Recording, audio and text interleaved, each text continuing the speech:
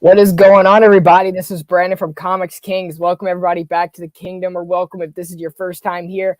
Welcome to Creators Corner. This has been our most successful show. This is our first time teaming up with Top Cal, so I'm really excited for this.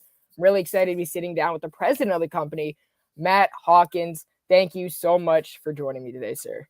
Brandon, thanks for having me on, man. I appreciate it on a Sunday. No problem, man. And I hope you got your, well, you don't have your coffee, but I hope everyone else has their coffee. I hope everyone's having a great Sunday. This is I think the first Sunday with no big sporting event. So at least we have, I don't know what we're all going to do with our Sundays now going forward. Are you usually like a big football fan? No. Not at all. Not at all. So, yeah, my sisters were and my dad was. I think I was the only male heir, but I was the black sheep rogue of the family. So be it. I understand that role, but you're into comics, you're a writer, publisher, long-time person in the indie comic book company. How did you get started doing all of this? Well, I started in April of 1993 when I met Rob Liefeld at a Mile High Comics was opening in Anaheim, California. People sometimes get annoyed at my origin story on how I got into comics because I didn't actually read them before I got into comics. I wasn't a fan. And in April of 93, my nephew asked me to take him to meet Rob Liefeld and get his comic signed, and I did. I met Rob that day. We waited in this long line. I was working at a bank full-time, and retail banking is a horrible profession. Dealing with the public is not fun unless it's comic book public. You know, the comic book public is amazing, but dealing regular retail, I don't recommend it. So when I saw these young guys, it looked like they're having a really good time. I asked Rob if he was hiring. He said he was looking for somebody to do marketing work and write press releases. So I went home that night, got a book on how to write a press release, wrote a press release, faxed it to him. He hired me the next day. That's awesome. That was really surprising that Rob Liefeld was part of your origin story. You know, I love Rob. Rob is definitely somebody that can get anyone into comic books. Right. So I don't know if you listen to his podcast or observations. I'm a fan of that. And I always love his enthusiasm in the industry, and it just inspires me to keep doing this. I have yet to do a deep dive in on his podcast. I want to, and I'm told I'm tweeted at, whatever you call that, several times a month because people say he mentioned me or talked about me on there, which is kind of fun. So there's several of those that I'm referred to in, and so who knows. But, I was with Rob until 96. Then I did my Lady Pendragon book through Image Central by myself. And then in 98, Silvestri offered me a job. And I've been president of Top Cow ever since, about 22 years. That's awesome, man. And what is Top Cow? I know you guys are an imprint under Image Comics. Everyone who does not know anything about Top Cow, can you explain that for us a little bit? Top Cow is Mark Silvestri's imprint. When he first split off from Marvel and helped form Image, he was part of Homage Studios with Jim Lee down in Wildstorm. They sort of separated onto each in their own. Mark created Top Cow, and Jim Lee created Wildstorm, which he later sold to DC. And here we are 30 years later. Right, and I know that Mark has had a bunch of omnibuy. He just had his Kickstarter coming out for that, which I did not back, but I was promoting here on the channel, so I'm excited about that. And now we're here. You've had a lot of works over the years. You had Copra, and now you have a Colossus coming out. What is I know you mentioned earlier in one of your tweets or one of your posts that this is about a life story of yours. So what is Colossus about? Well, Colossus is actually called the Clay People : Colossus, because if we called it Colossus, there's an X-Men character that we'd get sued over. It's actually the Clay People is a heavy metal band, and they had a song called Colossus. And I worked with a group of people where they wanted to do an adaptation of that song as a graphic novel. So I came up with the take that I did. My sons are biracial, and so their mother was Asian, and so I've had a unique experience of being able to see what that looks like through a biracial child's eyes. And so I wrote a story of basically bullying. And some of this is what I witnessed firsthand that happened to one of my sons. And some of it's a little bit of what happened to me when I was a military brat in the 70s in Missouri, having gone from more suburban area to a very rural area. And that was quite a culture shock.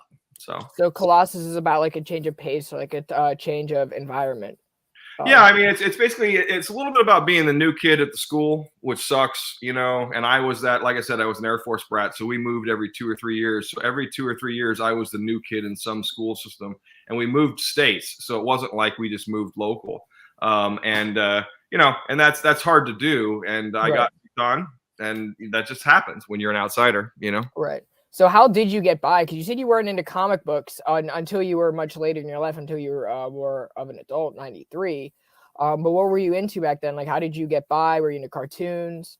Yeah, I liked cartoons. I played a lot of video games. I was a huge Dungeons and Dragons guy. I mean, you can see it behind. Yeah, I was kind of looking at that the other day. I started playing Dungeons and Dragons in 1979, and I've been playing ever since. So it's been a lifelong thing, and I love it. In fact, I'm playing a game with my buddies this afternoon, so I'm excited about that. That's awesome. I've always liked the idea of Dungeons and Dragons. I've never had a group of friends to play it with. Well, when I was growing up, I didn't really have a whole lot of friends. The few that I did were either like big into football, like I am. I didn't get into comic books until I was like 15, 16 years old. So Dungeons and Dragons is still new to me. I was actually first exposed to that in the Big Bang Theory. I was like, oh, that's dope. There's a lot of online communities around it now. There's Critical Role, there's D20, there's D&D Beyond, there's Fantasy Grounds. There's a lot of different ways you can play it, and you can find a community of people. And it's not that hard to find a game. Just gotta look online. Right. I know. I've recently been online playing chess with other people. Very cool. So I've not played chess since I was a kid, but yeah, that was something that I've shared with my grandfather. He taught me how to play, and I've kind of loved playing it ever since. But we were talking about comic books earlier. What comic books did you get started? Like, how did you start getting into the medium after you got hired? Well, after I got hired, the first comics I ever read were the early Image books, and there are some of those that really probably weren't for me. But when I first met Alan Moore and got into it, I was an editor of his in the early 90s. That's awesome. And so working with him, and From Hell was the book that sort of changed my life, because he did a deep dive in the back of From Hell of the research and showed all the stuff. And that was pre-internet, so you couldn't even look it up online. So I recall going to England and doing the Whitechapel tour and, doing some of the things and finding and reading some of the books that he had recommended in the back of From Hell. And I really enjoyed doing that deep dive. So I do that pretty much in all of my books now. That's amazing. That's actually something that I didn't know, that you were an editor for Alan Moore's, and that's fantastic, because Alan Moore is such a generational writer. His stories have aged so well, and he's changed the way that a lot of people look at comic books. I think a big strength of Alan Moore is he found a way to adapt modern storytelling into his comic books that weren't so like page to page. There is like actually research into it. Watchmen is a fantastic story. V for Vendetta is a fantastic story. His Swamp Thing is revolutionary. Absolutely love his Swamp Thing. Probably my favorite work of his. And I know he did work with Miracle Man that I'm excited to get into real soon. His Miracle Man is fantastic. It's been out of print for so long. It's not out around anywhere digital, but they're releasing an omnibus in May that I'm going to get my hands on. And I'm excited. I always love when writers do take the time to do a lot of extra research and incorporate that into their books. It just creates like a whole lot of surface underneath of it, which is... Well, it allows you, if you're into it, like what's it take to read a comic book? 5 minutes, maybe an hour to read a graphic novel. I mean, if you do a deep dive on the research, that could be months and years of entertainment. Right. I know. Well, in my mind, if I'm paying $4 for a comic book, I don't want to spend 5 minutes reading it. Right. If I spend 5 minutes reading a comic book, then that means it's not getting the best review on my channel, because I want to think about it, right? If I'm like, a lot of times, and I was talking with another creator about this last week, if you're reading a comic book, right, nowadays, back then it was a source of entertainment, right? You didn't have the internet. Video games weren't as around as they are today. Nowadays, kids have tablets at 3 years old. They have they have phones before probably when they're 6 now. I've seen it. They have a bunch of video games. So if you're reading comic books, that's because you actually care about the medium nowadays. Not so much for the collecting aspect, but for the readership of it. So if I'm spending 5 minutes reading a book, I'm like, not the best. But yeah, I'm with you. I'm all about the readership. That's why we offer so many of our graphic novels on our site for free. A lot of our first issues are free because we want people to try it, to read it, to see if they genuinely like it. Because the last thing you want to do is spend a bunch of money on something you don't like. Then you just resent it, Right. So what was probably like the biggest lesson, or some of the most memorable quotes that like Alan Moore or Mark or Rob has shared with you in your time in the industry? Quotes? Oh, dude, I don't know. Or like quotes, or like just like stories in general. I mean, all those guys have different things they do, and you sort of learn by osmosis in a lot of cases. I mean, Rob Liefeld was all about excitement and kinetic energy and enthusiasm and just like raw, unbridled power and energy. You know, Mark Silvestri is much more calculated. His line work is much more precise. You know, a lot of artists tell me that Mark is kind of an artist, and Silvestri trained a lot of the best artists in the business. You know, Mike Turner, Dave Finch, Joe Benitez, Deacon. So many guys came from sort of Mark's school, you know, I mean, Alan is just a different beast altogether. I mean, that's an impossible question to answer. You asked me right there. I'm just trying to pick your brain because I'm like, I've never talked to anyone who's had that experience with Alan Moore. So I'm like, what did he say to you? It's well, like when you edit a guy like that, I was young too. I was in my early 20s, you know, and he was already Alan Moore. So I was more his trafficker than his editor. I wasn't actually editing his words. I remember talking to him and asking him a couple questions about why he chose to do a decision a certain way, and he didn't mind that and backed it up and explained why. So. That to me sounds really familiar to my times as a martial artist. You know, you go through a lot of different instructors. You have people who look at different moves differently, different techniques, different life lessons differently. So with Rob especially, I know that he what's so inspiring about Rob is the way that he loves his characters. The way that Rob has fell in love with the industry is so inspirational. You were talking about Mark and how precise he is during his Uncanny X-Men. Everything was so on point. It's just like really sharp, you know. Will Spartasio is one of our first guests here, and he's always been really clean, really beautiful. And then you have of course Jim Lee, who is just we all know who Jim Lee is. He's fantastic, and McFarlane. So you've brought up with some of the best in the business. How has all of these experience helped you develop your own writing skills? Well, people ask questions like that. I don't really know that there's any right or wrong way to answer that. Everything sort of feeds into developing who you are. I mean, I actually credit my writing ability more to my playing Dungeons and Dragons over the decades than anything, because I was a game master and created these sort of fantasies and myth adventures from scratch, characters, non-playing characters, narrative stories that intertwined together, you know, all kinds of soap opera kind of stuff. And I did that for 3 decades. But, you know, you pick up stuff from working with so many different people. You know, Alan Moore was such a, you know, he was very specific, and often, like when I did War Child with him, he delivered little thumbnails, you know. I mean, so not only did you get the script, but you got thumbnails. So he was an artist in his own right, and just had a very, and his scripts were thick, you know. I mean, it was like reading a screenplay, and they're very precise, you know. So just it's interesting to work with someone like that, and then work with someone completely loose and kind of scattered but fun and exciting. I would describe that as pretty much all of Extreme Studios in the nascent days. You know, we sort of had a good time, but in the early days, a lot of us didn't really know what we were doing, you know, and it took us a while to sort of figure it out and to try. But no, I think everything affects you as a writer. I mean, the relationships you're in, the partners you have, the pets you have, you know, the things you do. I mean, writing becomes sort of a way of life. I mean, I carry little notepads around with me. I write notes on my phone. You know, I keep a notepad next to my bed in case I wake up with something interesting in my dreams. And I've had several good story ideas come to me in dreams like that, where I jot them down. I mean, you know, I'm so glad I'm not alone. Paul McCartney famously said yesterday came to him in a dream. He just remembered it, wrote it down, and when he woke up, he wrote it down, and he had one of the most famous songs of all time. Right. I like to write some short stories here and there whenever I have free time. It's kind of like a passion of mine too. So most of my short stories have come in a dream. I remember I was taking a creative writing class my freshman year of college, and I'm a huge procrastinator in school. I've never done well in school, and we were supposed to write a 15-page short story. Now I'm like, shoot, I have no idea. I was like getting the biggest writer's block I ever had, and I went to sleep like the night before. I was like, I'll wake up at 6 o'clock, write something, and turned in. I had a dream about like everything, and it came out, and I got 100 on it. It was like, He was like, this is the best story in the class. I was like, really? That's your brain working it out while you're asleep. That's why I love the dream journals that people talk about, you know. Oh, it's really great, you know.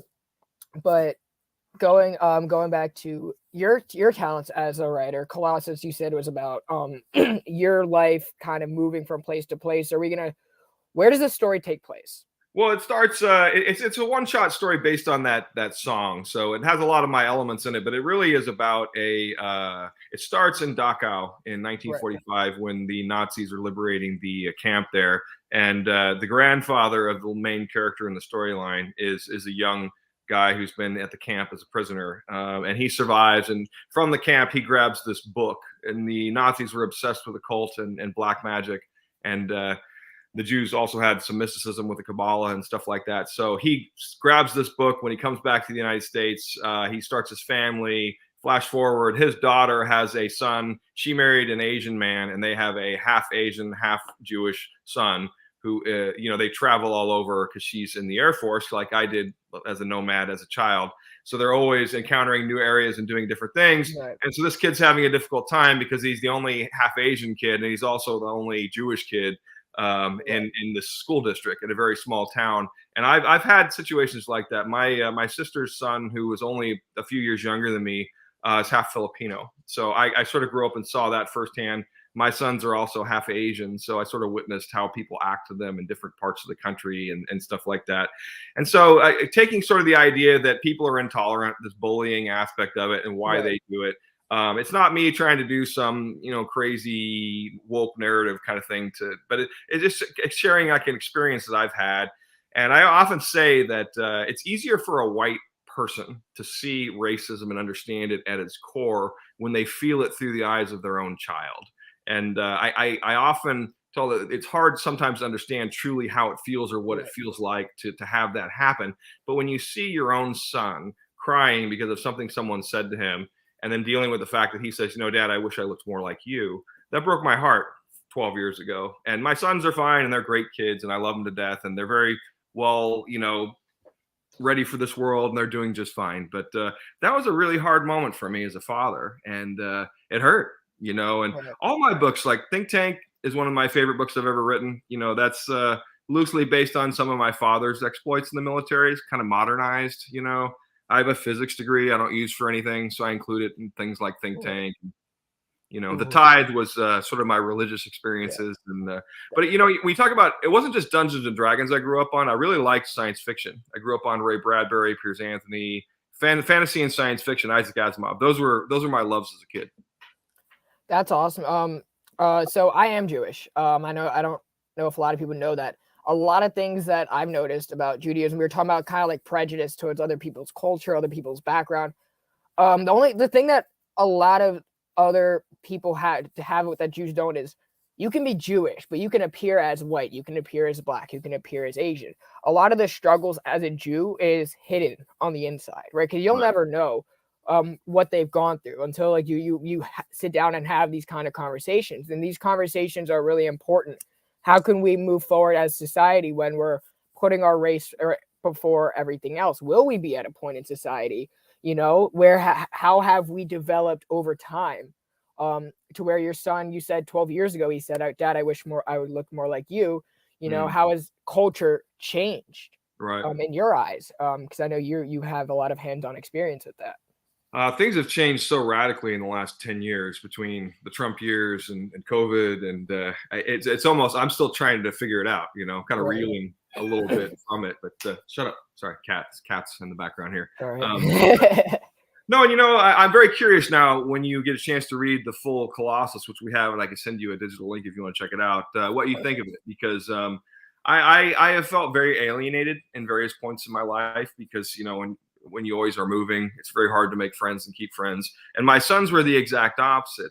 They were born in Santa Monica, and they grew up in Culver City schools, and have been there in their entire life. And still, they encounter some of this stuff, from a different angle. So you just can't escape it. Right. So how have you learned how to deal with it? I'm not going to say does it get any easier, because it probably doesn't. You just learn how to cope through your experiences. But well, I'm a 52-year-old guy. I have 2 adult children. I've seen a lot, I remember the early 70s.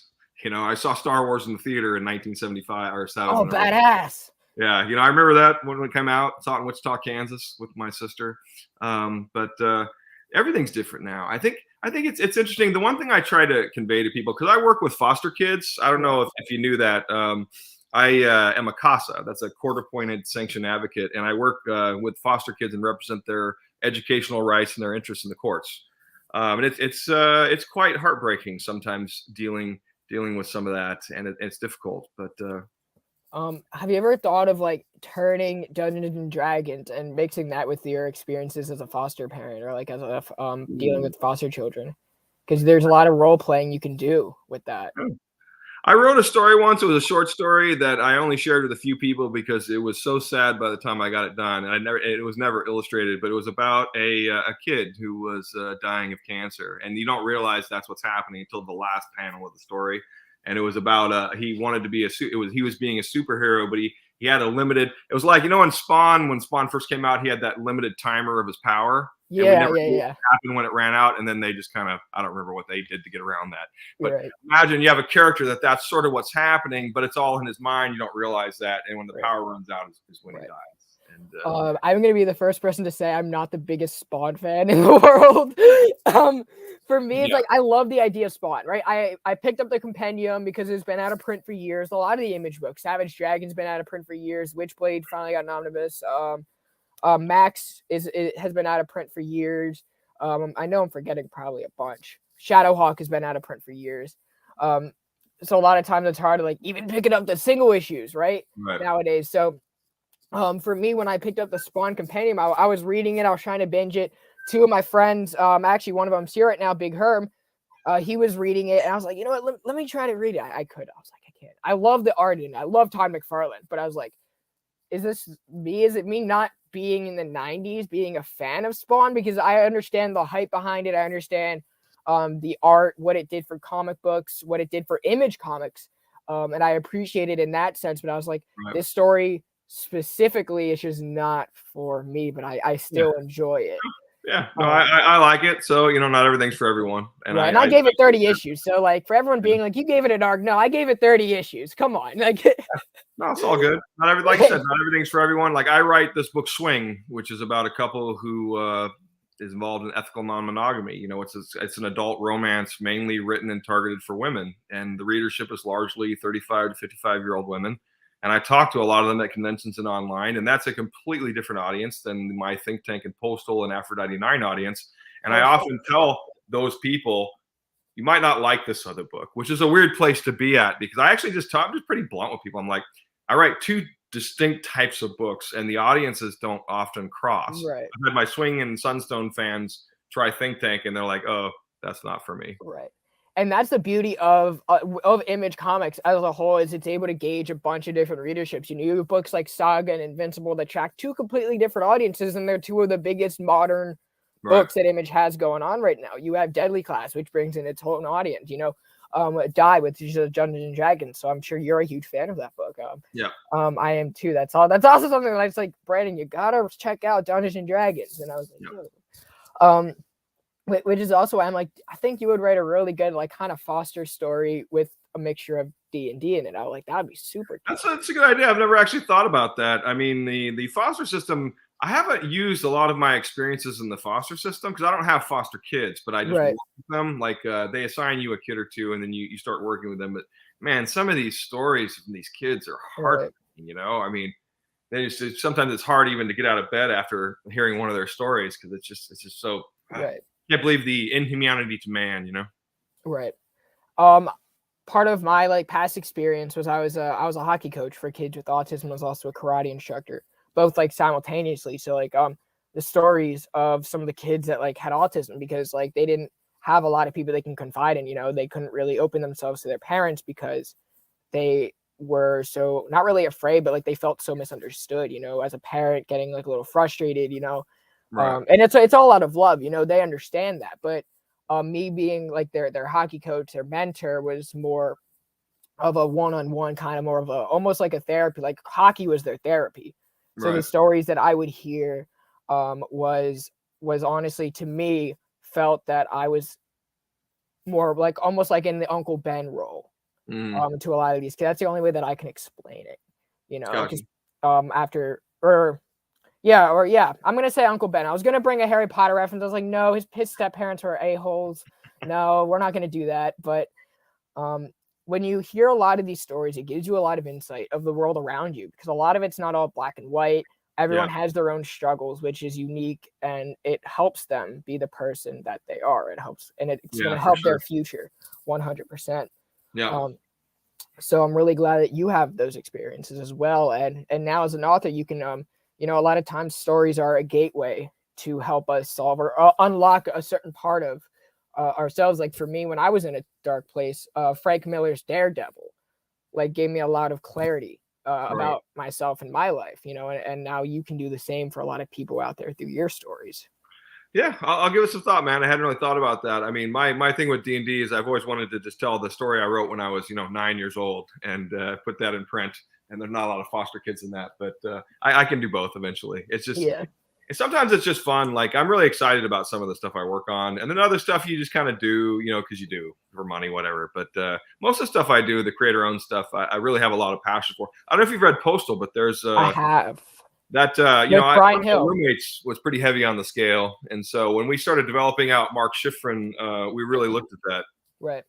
I remember reading Postal after the relaunch came out and the renumbering. So that was, I was reading it when it came out then, because that's when I first was starting to get into comics ish. I was like, what, 2017, right? 2018 ish. Yeah, around that time I was starting to really dabble into indies and Image Comics. So that was actually one of the first ones that I read. And I remember talking with Eric Stevenson at a con about it. So that was a great story for me. And that's something that I have to go back and pick up and trade, because I'd have like random issues here and there, because I didn't have a lot of money there. So I was like, missed a few issues. I was like kind of jumping stories and everything.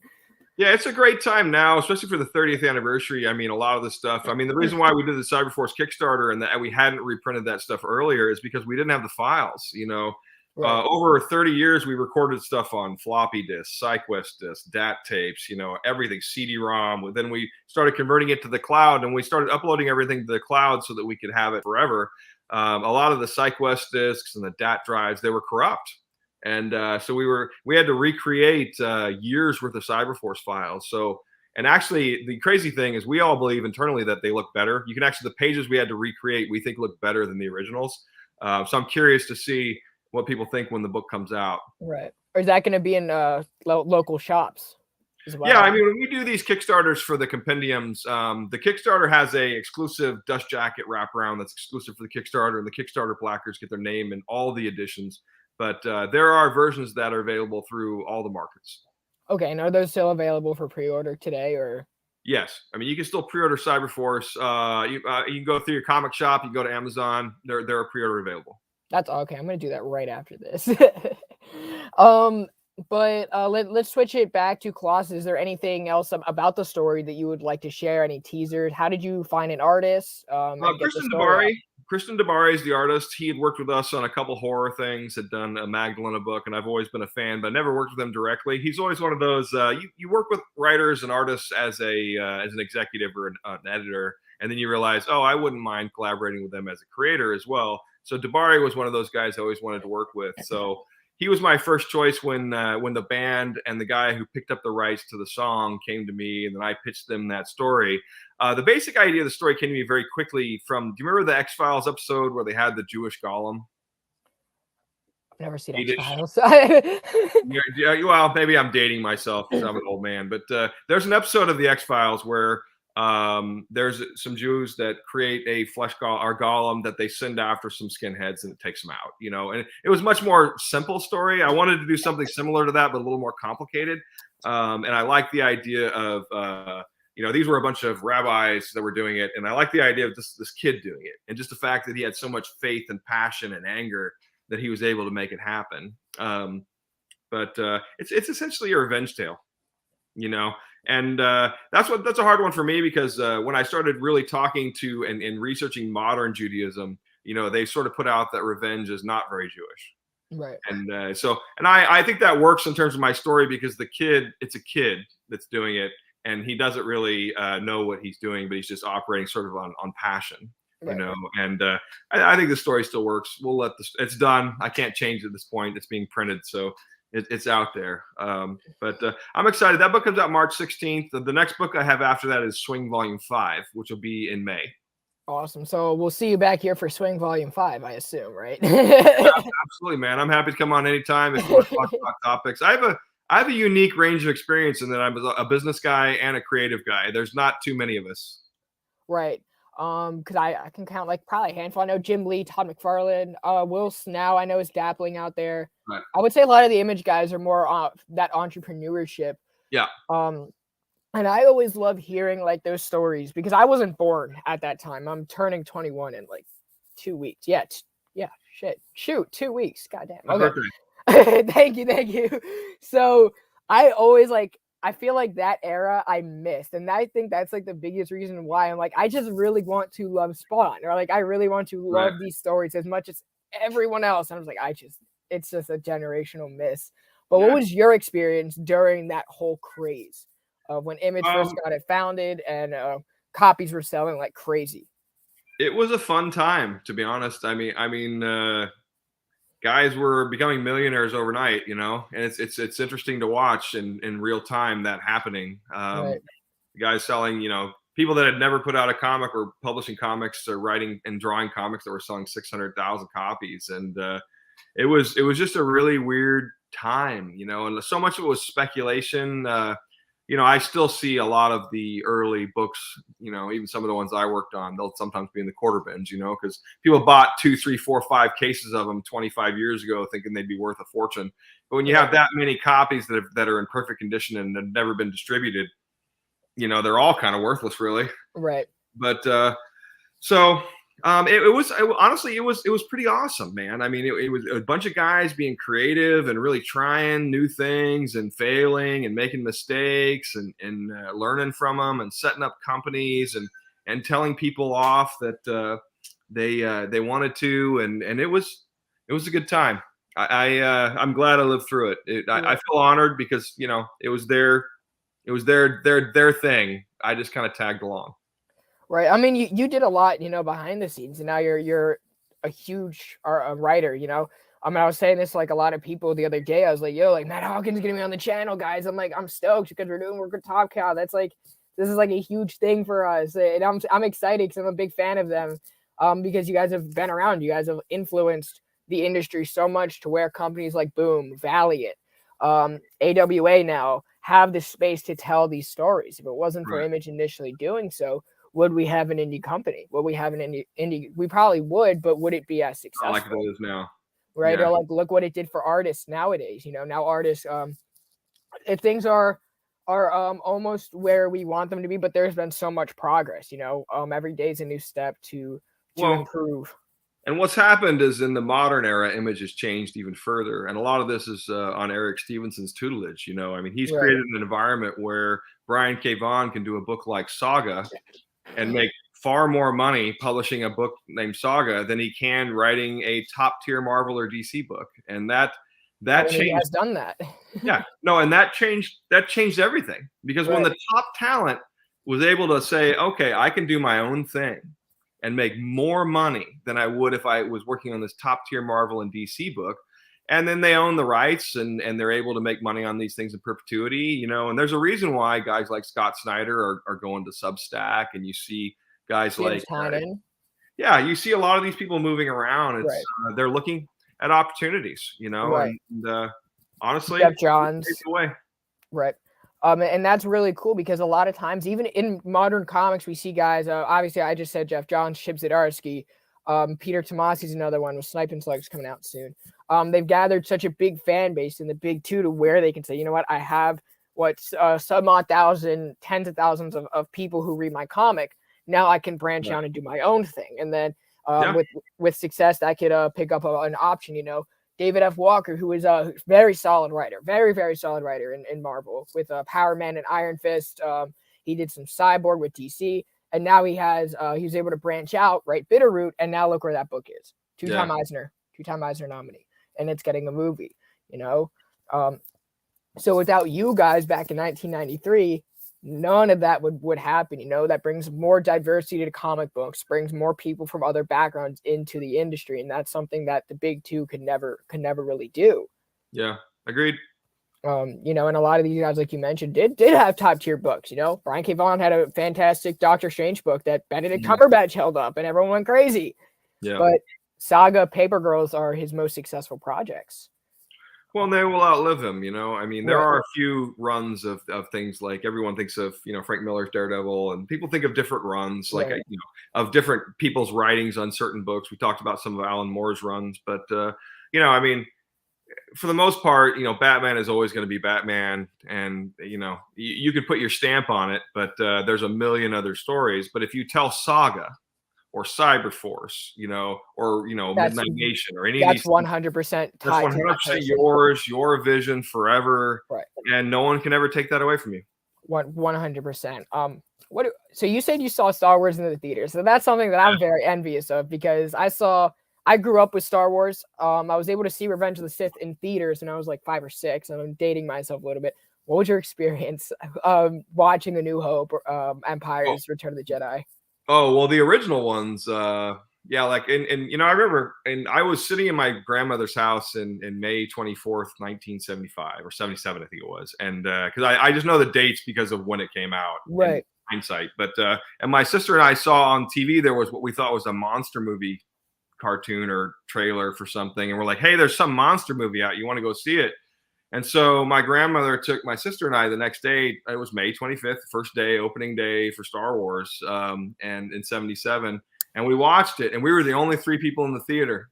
Town East Mall, Wichita, Kansas. People don't understand that movies were very different back then. Like we went back the following Saturday because we were there for a couple months, and it was packed. You know, so imagine going to a movie on opening day and there being no one there. You go back to the same movie a week later and it's packed. That word got around. So, and then here's a question that I always ask everyone who saw it. When Luke said to Obi-Wan or to Ben, "Oh, you fought in the Clone Wars," what did you think the Clone Wars was? Did you have like any idea, or were you just like off it, like whatever? They threw a lot of things out like that, where there were a lot of references to things, you know, about characters that had previously met each other and known each other. You know, there was, you know, all kinds of, with Lando Calrissian, who was this guy? And obviously, they had this long history with the Millennium Falcon. There was a ton of that. I mean, the crazy thing is there was a book called Splinter in a Mind's Eye, which came out in 1978. I think Alan Dean Foster wrote it, and I read it. And I remember at the time thinking, wow, this is really interesting, because obviously when they did Empire and Return of the Jedi, they completely changed the story, because Splinter of the Mind's Eye, they had Luke and Leia, like, you know, fantasizing and wanting to have sex with each other. And I mean, it's just sort of, it's funny to me. Yeah. They sort of retconned all that. I mean, Harrison Ford in some interview years ago said, oh, come on, that was all added after the fact. Yeah. Which, that's always crazy, because that's like what got me, I guess, into all the fandoms. Like Star Wars was my first love. I didn't get into Pokemon. I didn't get into TMNT. Didn't get into Power Rangers, because I felt like if I do anything like that, I'm essentially cheating on Natalie Portman in the Star Wars universe. That was the way that I worked on Power Rangers. I used to write for that TV show. I did not know that, and I've never seen any Power Rangers to this day. And everyone's like, "You got it." I'm like, "But Star Wars." I wrote on the Space Patrol Delta was the season that a buddy of mine was the showrunner. He asked me to write, and I wrote a few episodes. It was fun. That's awesome, man. That's awesome. They're all on Netflix. I'll probably check that out. I'll have to check that out. Hey, do you think you're gonna ever do any work for Star Wars in the future? Oh man, that would be a bucket list thing, but no. I mean, I haven't really done any corporate stuff at all. I mean, in my whole career. I mean, I've done a lot of video game adaptations. Like I worked on Tomb Raider and a ton of different video game stuff I've written over the years. I did City of Heroes, Dark Sector. I did that Warframe comic. So I've done stuff that are like marketing tie-ins, but I've not really ever done licensing. Because one of the first things I ever edited was Battlestar Galactica that Rob Liefeld had done as part of Maximum Press. You know, nice. He doesn't get credit for that, by the way, because he basically created the template for the TV show they did in the late 90s, early 2000s. Right.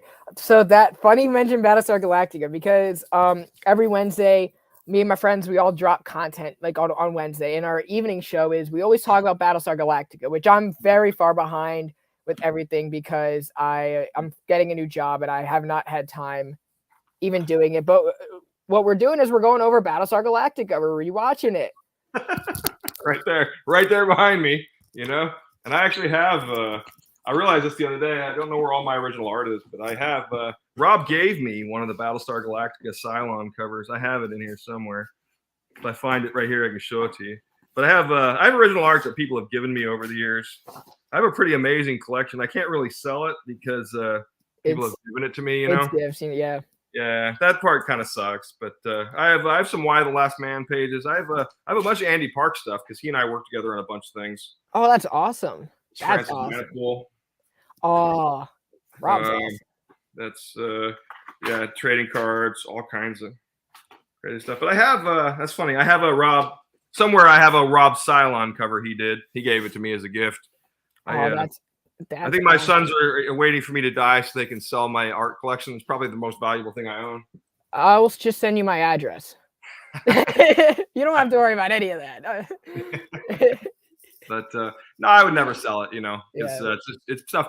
A lot of it's handwritten notes. People have given me stuff. I would never sell it. That's awesome, man. Before we head out, what is anything left you want to talk about? Anything you want to promote? I tell you, my favorite books I do: Think Tank, Postal, The Tithe, Aphrodite 9. I always love all those. If you go to topgal.com and go to free comics, the first graphic novel of all of those is there for free, so you can read some of my books, see if you're into it. If you're into it, great. Would love to talk to you about it. 100. I'll definitely be checking that out, guys. All of Top Cal's links are in the description below, as well as the pre-order code from previews for Colossus or Clay people. Well, that's fine. You know, actually, do you have the link for the entire preview book? Because we've been giving that out for free.